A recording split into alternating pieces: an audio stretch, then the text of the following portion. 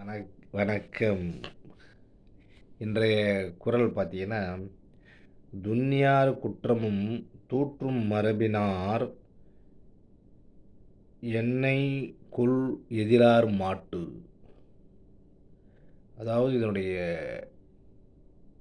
கருத்து என்னான்னு பார்த்தீங்கன்னா, நெருங்கிய நட்பினரின் குற்றத்தையும் புறத்தே பேசி தூற்றும் இயல்பினர் அயலார் கூற்று எப்படி அயலாரிடம் எப்படி மோசமாக நடந்து கொள்வார்களோ, அதாவது இதனுடைய இதுக்கு நாம் எழுதின கதை.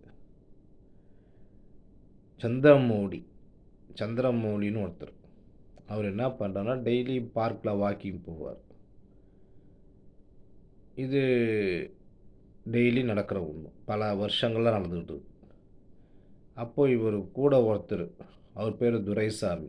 அவரும் வாக்கிங் போகிறார். 2 பேரும் வாக்கிங் நண்பர்கள். அந்த மாதிரி ஒரு ஸ்டேஜ். ஆனால் துரைசாமி என்ன செய்வார்னா, டெய்லி யாரையாவது ஒருத்தவங்கள பற்றி குறை சொல்லிட்டே இருப்பார். இவன் சரியில்லை, அவன் சரியில்லை, அவன் சரியில்லை, இவன் சரியில்லை அப்படின்னு ஏதாவது குறை சொல்லிகிட்டே இருப்பார். பார்க்கில் வாக்கிங் போயிட்டு நேராக ஏதாவது பேசிட்டு போக வேண்டியது தானே? கிடையாது.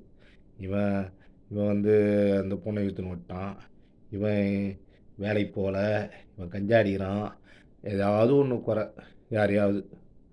அப்போது ஒரு நாள் அன்னைக்கு வாக்கிங் போயிட்டு 2 பேரும் வந்து இந்த சிமெண்ட்டு பெஞ்சில் பாருங்கள், அதில் வந்து உக்காந்தாங்க பார்க்கில். உக்காந்த உடனே ஆரம்பிச்சிட்டார் துரைசாமி. எங்கள் வீட்டுக்கு பக்கத்தில் பையன் ஒருத்தன் இருக்கிறான் சார், ரொம்ப மோசம் அந்த பையன். அவன் வந்து ஏதோ ஒரு பொண்ணை லவ் பண்ணுறானா, என்ன அந்த பையன் உருப்பட போகுது.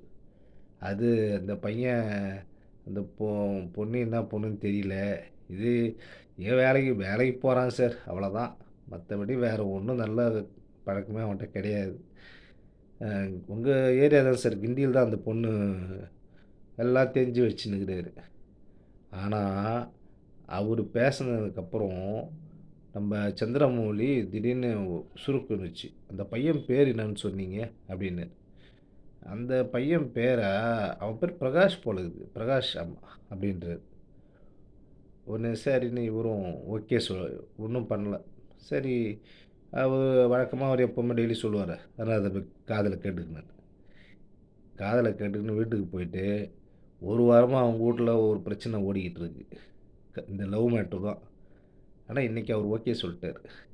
ஏன் அப்படின்னா, இவர் நம்ம துரைசாமி யாரை சொன்னாலும் அவன் நல்லவனாக தான் இருப்பான் அப்படின்னு அவர் ஒரு முடிவுக்கு வந்துட்டார். அதனால தான் அதனால் அந்த பையன் நல்லவனா கெட்டவனான்னு ஒரு குழப்பத்தில் இருந்ததால் அவங்க வீட்டில் பிரச்சனை ஓடி இருந்தது. இப்போ முடிவு தெரிஞ்சு போயிடுச்சு, இவன் நல்லவன் தான்னு. சரி, அப்போது இனி அவன் நம்ம பொண்ணுக்கு ஏற்றவன் தான் அப்படின்னு ஒரு முடிவுக்கு வந்துட்டார். ஸோ இது ஒருத்தவங்களை பற்றி நம்ம இது புறங்கூறுறதால வர நன்மைகள் இருந்தால் கூட அது எல்லாருமே அந்த மாதிரி ஏற்றுக்குவாங்களா? சில பேர் உண்மையால் நம்மளால் நம்பிடுவாங்க. ஆனால் பெரும்பாலும் புறங்கூறுறதை தவிருங்க. அடுத்தவங்கள வாழ்க்கையை உங்களால் முடிஞ்ச வரைக்கும் விளக்கேற்றுங்க. இல்லையா, நம்ம வேலையை பார்த்துட்டு போயிட்டே இருப்போம், அவ்வளோதான். தேவையில்லாமல் அடுத்தவங்கள அழிக்காதீங்க. நன்றி, வணக்கம். அனைவருக்கும் பொங்கல் நல்வாழ்த்துக்கள், புத்தாண்டு வாழ்த்துக்கள், தமிழ் புத்தாண்டு வாழ்த்துக்கள். நன்றி, வணக்கம். நாளை மறுபடியும் சந்திப்போம். தமிழ் புத்தாண்டு ஏன் இன்றைக்கி வருது அப்படின்னா, அதாவது இப்போ இயேசு பிறந்து 2025 வருஷம் ஆகுது. அதே மாதிரி தான் திருவள்ளுவர் பிறந்ததும் வச்சு நம்ம தமிழ் புத்தாண்டை கணக்கிட்டுக்கிறாங்க. தமிழ் பெரியவர்கள் கி.அப்பா விஸ்வநாதம், மறைமலடிகள் இவங்கெல்லாம் இன்னையிலேருந்து தான் தமிழ் புத்தாண்டுன்னு சொல்லிட்டு அறிவிச்சிருக்கிறாங்க. அதனால் தயவு செஞ்சு இன்னையிலேருந்து தமிழ் புத்தாண்டை கணக்கு பண்ணுங்க.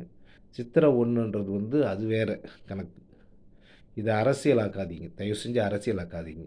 இது உண்மையிலுமே தமிழ் புத்தாண்டு இன்றைக்கி தான். இதில் வந்து எந்த விதமான அரசியலும் கிடையாது. மக்களுடைய பயன்பாட்டிற்கு வரணுன்றதால இப்படி ஒரு சூழ்நிலை. நன்றி. எல்லாருக்கும் மறுபடியும் தமிழ் புத்தாண்டு வாழ்த்துக்கள். வணக்கம். நாளை சந்திப்போம்.